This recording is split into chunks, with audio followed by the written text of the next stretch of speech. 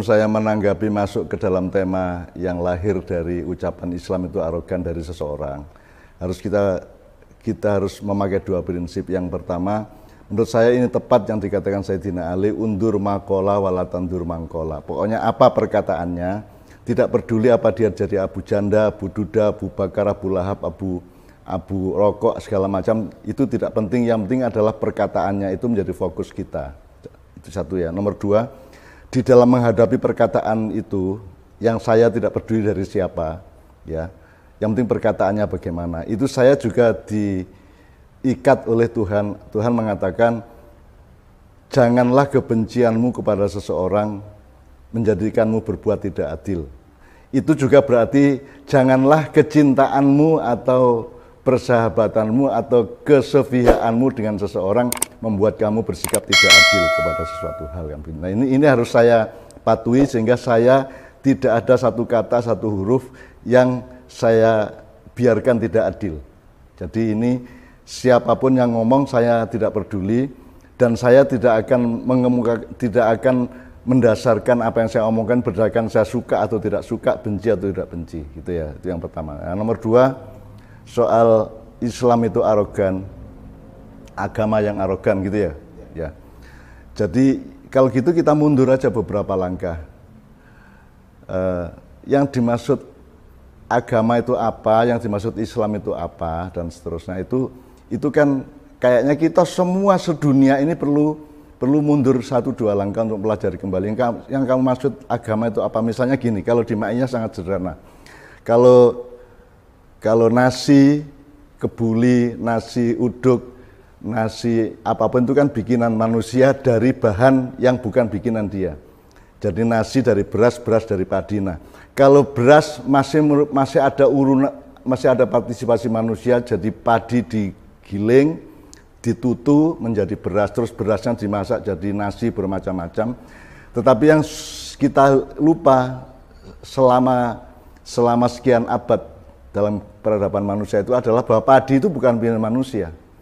Nah, padi itu bikinan Tuhan. Nah, terserah menurut Anda bukan bikinan Tuhan atau bikinan siapapun, terserah, tapi pokoknya bukan bikinan manusia. Nah, sekarang saya tanya, yang dimaksud agama itu padi apa nasi, kan gitu. Itu jadi kalau kita balik, padi apa nasi. Kalau dia nasi berarti sasaran tuduhan arogan tadi kan ke manusia. Tapi kalau itu yang dimaksud kalimat tadi adalah padi, berarti sasarannya adalah Tuhan, kan gitu. Nah, ini terserah, monggo. Kemudian arogan itu bisa muncul atau bisa teraplikasi oleh apa? Apakah nilai bisa arogan? Ataukah arogan itu harus sebuah makhluk, harus sebuah subjek? Misalnya manusia arogan. Bahkan binatang saja tidak bisa arogan. Tidak mungkin binatang itu arogan karena dia tidak punya konsep itu dan tidak ada sebab akibat biologis atau mekanisme akal yang membuat seekor binatang itu bisa bersikap rendah hati atau arogan. Jadi tidak berlaku kata arogan itu untuk selain manusia. Maka kalau Islam itu arogan, itu agak tidak masuk akal karena yang arogan mungkin Muslim bukan Islam, kan gitu. Nah, yang dimaksud ini apa? Muslimnya apa? Kalau Islamnya ya Islam bikinan Tuhan sama dengan padi tadi, ya berarti Tuhan yang arogan, kan gitu. Sekarang kalau misalnya Tuhan memang arogan, saya tanya sama Anda, kenapa Tuhan tidak boleh arogan? Kenapa Tuhan tidak boleh sombong? Apa alasannya? Apakah Tuhan terikat sama Anda, sama saya? Apakah Tuhan terikat sama makhluknya? Apakah Tuhan harus adil, harus baik, harus sayang, harus cinta, dan seterusnya? Tuhan tidak punya ikatan apa-apa karena Dia yang bikin. Anda sekarang bikin lukisan, Anda hapus lagi, tidak ada masalah, itu tidak berarti Anda sombong, kan begitu. Jadi Tuhan bikin makhluknya itu tidak terikat oleh kata adil, tidak terikat oleh kata cinta, tidak terikat oleh kata sombong, tidak terikat oleh apa-apa, karena Tuhan tidak mungkin sombong. Semau-mau dia karena Dia yang menciptakan, Dia yang merubah dari tidak ada menjadi ada. Jadi andaikan Tuhan arogan, namanya al-mutakabbir kalau dalam Asmaul Husna, ya tidak apa-apa. Memang posisi Tuhan itu boleh arogan kalau yang dimaksud itu. Tapi kalau dimaksud itu Islam, ya Islam tidak bisa arogan. Islam itu nilai, Islam itu sistem berpikir dan seterusnya, sistem sosial dan seterusnya. Jadi dia bukan subjek. Dia adalah alat untuk dipakai atau tidak oleh manusia. Jadi yang bisa arogan manusianya. Nah, Yang dimaksud arogan ini siapa? Habib, kiai, ustadz atau siapa? Itu harus diperjelas. Kalau Islamnya arogan ya lucu. Itu. Misalnya contoh arogannya tadi apa? Meremehkan kearifan lokal. Kita itu mudah banget ngomong ya, mengharamkan, jadi ada kata kunci haram, terus kearifan lokal, ada kata kunci arif. Satu yang Anda maksud kearifan lokal itu apa? Kearifan adalah sesuatu yang sudah diarifi, sesuatu yang sudah didalami, dipelajari, dianalisis, disimulasi, sehingga dia disebut kearifan yang wilayahnya lokal. Jadi misalnya ada orang Sunda berfilosofi begini, orang Jawa berfilosofi begitu, terus kita sebut kearifan lokal. Padahal lokal ini juga mencurigakan, karena yang disebut lokal apa? Lokal itu kan seolah-olah apa yang dilakukan orang Sunda tidak bisa dilakukan oleh orang Irlandia, padahal itu sebenarnya universal. Saya memahami, saya menemukan bahwa setiap kearifan lokal itu sebenarnya berlaku universal. Karena sebenarnya itu lahirnya dari manusianya, dari otentitas dia sebagai manusia, tidak dari budayanya, gitu ya. Jadi kearifan lokal itu juga tolong dipelajari kembali lah. Kita jangan mudah ngomong, menyebut kata-kata yang kuncinya kita tidak tahu. Jadi kita itu ngomong buah tanpa memahami daunnya, kembangnya, bunganya, rantingnya, dahannya, batangnya, apalagi akarnya, apalagi tanahnya. Kita ngomong tanah aja dan ngomong bumi kok. Kalau Anda ngomong tanah kan mesti ngomong bumi. Nah kalau ngomong bumi Anda harus ngomong tata surya yang berdialektika secara energi dan seterusnya, ada daya tarik di antara mereka. Anda harus ngomong, kalau Anda ngomong tata surya Anda harus ngomong galaksi. Kalau Anda ngomong galaksi berarti Anda harus menemukan 37 galaksi di alam semesta. Dan kalau ngomong alam, mungkin masih ada yang lebih besar lagi yang kita tidak tahu. Jadi sekarang ngomong kearifan lokal itu maksudmu bagaimana? Itu loh. Terus kearifan itu maksudnya apa? Arif itu dari kata irfan, arafa ya'rifu. Jadi sesuatu yang diketahui secara mendalam, kemudian dianalisis, disimulasi, ditajribah atau dilibatkan dalam eksperimentasi atau percobaan-percobaan dialektis antar manusia, sehingga dia disebut kearifan, kan gitu. Bukan disebut kealiman. Padahal kata alim sama kata arif itu sebenarnya sama, cuman penggunaannya berbeda gitu ya. Jadi ta'aruf itu kan mengenali seseorang secara lebih mendalam. Kalau ta'alum itu sekedar tahu. Ilmu itu sekedar tahu, tapi kalau ta'rif, irfan, ta'aruf, kemudian arif itu subjeknya, itu berarti Anda mengetahui secara mendalam. Jadi Anda kalau merasa belum mempelajari, menyelami secara mendalam dan luas, tolong jangan pakai kata itu, karena kata kearifan lokal ini juga hasil dari ngawurnya manusia modern ya, untuk menyebut kata berdasarkan berdasarkan pengenalan dia yang sekilas-kilas terhadap Al-Quran, terhadap nilai-nilai yang dia dengarkan begitu. Nah, kearifan itu kan dari Quran, sama dengan Pancasila itu kan meminjam kata dari Al-Quran, ada 6 lah kira-kira gitu ya. Tapi kan tidak pernah dipelajari benar, tidak pernah dielaborasi benar kan itu. Jadi sekarang saya tidak mempersoalkan ini melanggar hukum apa tidak, sebab itu nanti ada ranahnya sendiri. Saya tidak mempersoalkan ini menghina apa tidak, monggo, tapi pokoknya saya mengurusi apa yang kamu maksud kearifan lokal itu. Itu kok kearifan lokal, misalnya bahwa orang tua menyayangi anaknya terus digendong, dibedong waktu bayi, itu kan kearifan lokal, dibedong. Atau seorang anak mencium tangan ibunya, telapak tangan ibunya, itu kan juga kearifan lokal, padahal itu kan universal kan gitu. Jadi apa yang disebut kearifan lokal? Nah makanya saya kira kalimat itu sebenarnya salah aransemen gitu ya. Mungkin yang dimaksud itu sesuatu yang spesifik, tetapi dia gebiah uyah sehingga akhirnya menyakiti sangat banyak orang. Dan kalau kita sudah urusannya menyakiti banyak orang, kita harus menanggung akibatnya. Apakah akibat itu sekedar resiko sosial ataukah hukum negara, monggo. Saya persilakan Anda semua. Jadi kira-kira kita harus kembali mempelajari apa yang disebut agama, apalagi Islam. Jadi sekarang ini sedunia ini kan tidak jelas, yang disebut agama itu kan disamakan dengan penemuan sosial. Jadi misalnya ada agama Jawa, agama Sunda, Wiwitan, ada agama macam-macam. Itu kan bukan bikinan Tuhan, tapi bikinan manusia. Tidak berarti jelek. Baik, tapi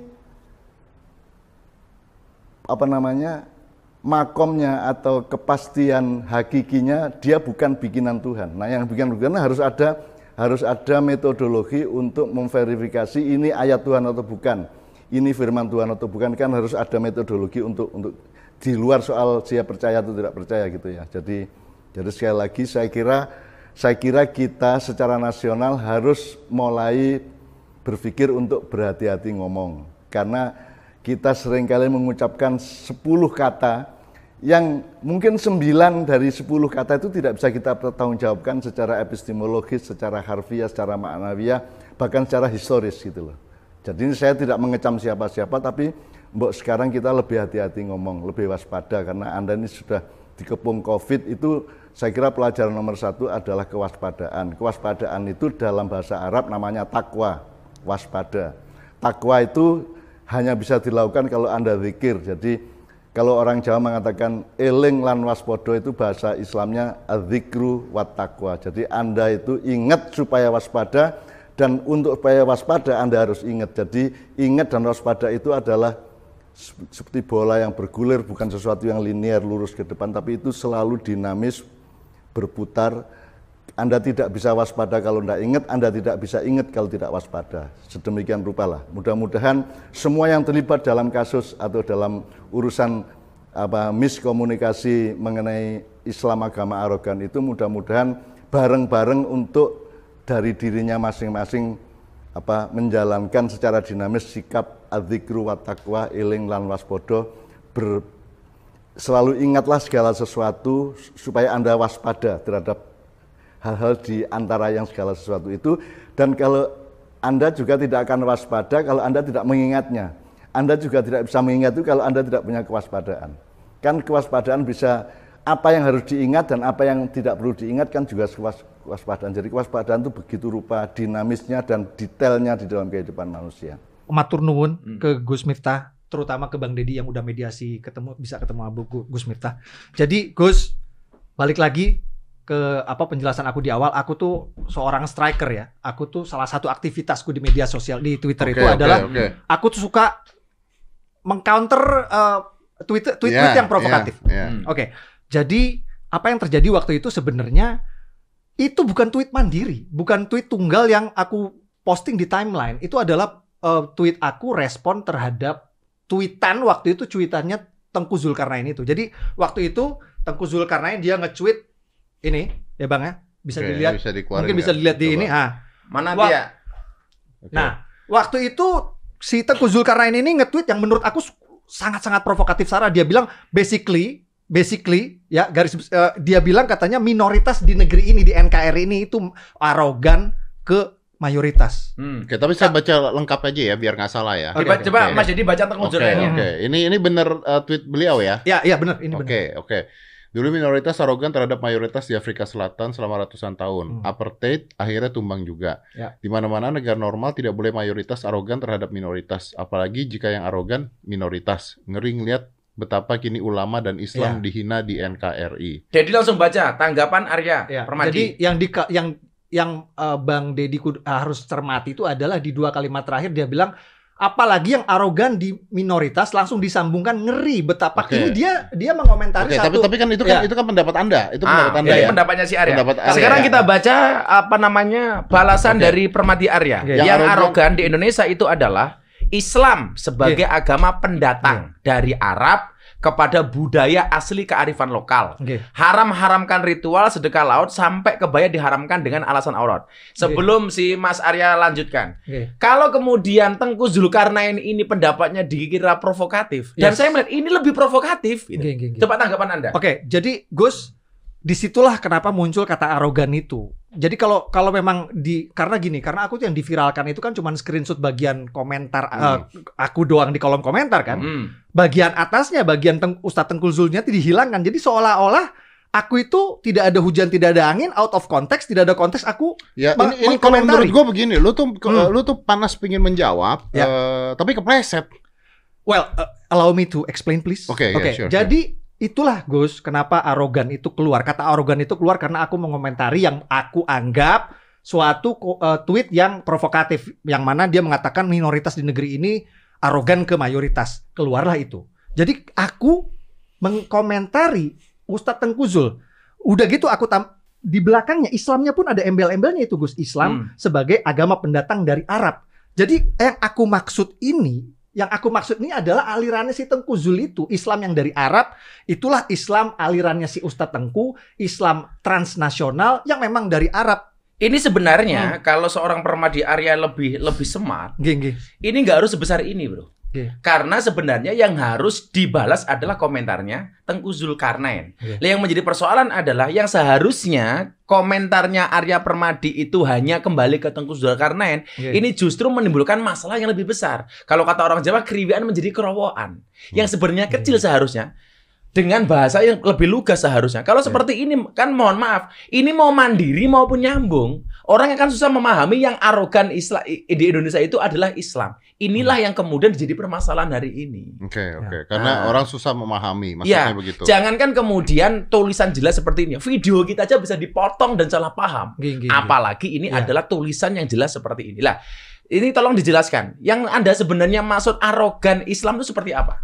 Ya itu Gus, arogan kepada, kan ada terusannya kan, kepada budaya asli, kearifan lokal, haramkan ritual sedekah laut. Terus di bawah itu sebenarnya aku ada tweetan lagi, terus aku kasih contoh-contohnya, ada beberapa memang screenshot. Ini ada tulisan di sini, sampai kebaya diharamkan dengan alasan aurat. Nah, sekenalnya saya sama Gus Miftah itu selalu membedakan antara agama dengan budaya. Ya, ini sebenarnya tidak akan jadi masalah ketika kemudian tweetnya Arya Permadi ini lebih apa? Bijak. Bukan lebih bijak. Jadi lebih spesifik. Jadi seharusnya bukan Islamnya, tapi model Islam mungkin seperti Tengku Zul. Mohon maaf, saya tidak membela Tengku Zul. Saya sering berbeda pendapat dengan beliau. Tapi wallah, ketika saya mendapat penghargaan Muslim Choice Award, salah satunya saya dan nomor keduanya beliaunya. Saya ketemu di panggung, saya cium tangannya sebagai orang tua ya. Sebagai orang tua, saya berbeda pendapat banyak dengan dulu. Termasuk dulu yang soal tasrif, al-amsal tasrifiyah. Ketika beliau salah mengungkapkan kalimat apa waktu itu, saya kritik beliau. Tapi dengan cara yang baik. Lah, saya menganggap kalau seandainya Mas Arya Permadi ini menggunakan konotasinya ke atas adalah model Islam seperti Anda, mungkin orang nggak akan jadi salah persepsi, bro. Oh, kata-katanya. Gitu loh. Artinya hari ini kalau kemudian beliau membela seperti apapun umpamanya, orang akan menganggap sudah mempunyai capturean ini gitu loh. Yang dianggap Islam secara umum kok dikatakan radikal. Marahnya hari ini gara-gara itu. Marahnya gara-gara itu. Kalau kemudian saya berbeda pendapat dengan model-model Islam keras, iya. Maka dulu Dedi mau masuk Islam saya bilang apa? Bro, besok Islammu seperti apa tergantung pintu masuknya, betul? Kalau pintu masuknya keras, Islam akan penuh dengan kekerasan. Nyatanya memang ada Islam, orang-orangnya nggak keras, betul kan? Kalau Islamnya pemarah, Islamnya marah-marah. Tapi kalau Islamnya itu ramah, menjadi ramah dan menyenangkan. Maka kenapa Mas Arya dia milih saya untuk pintu masuk Islam? Karena menurut dia Islamnya Gus Miftah itu ramah. Tapi gue penasaran gini, lu bete masalah Prancis dengan Abu Janda. Lu mengatakan bahwa ini sebenarnya masalah kata-kata yang salah. Tapi kenapa lu mau ketemu dengan Abu Janda? Ya karena saya pengen. Saya udah sekian lama mendam pengen menceramai orang ini. Dan puncaknya ini. Karena apapun yang kemudian dia tweet, satu begini, yang membuat saya sangat gak enak hati itu. Selalu dikaitkan dengan PBNU. Dan hari ini yang terdampak ini adalah Nahdlatul Ulama secara umum. Saya nggak masalah Mas Arya ini ngaku Nahdlatul Ulama karena siapapun boleh menjadi orang NU. Lah, saya pengen kemudian ke depan setelah saya ketemu dengan beliau, saya nggak ada urusan beliau menjadi striker. Selalu mengkanter tweet-tweet yang provokatif, itu haknya beliau, saya nggak bisa melarang. Tapi kemudian jangan sampai dampaknya kena terhadap Islam, apalagi wabil khusus kepada Nahdlatul Ulama. Lah, saya mau nemui. Ya siapa tahu omongan saya didengarkan sama Mas Arya.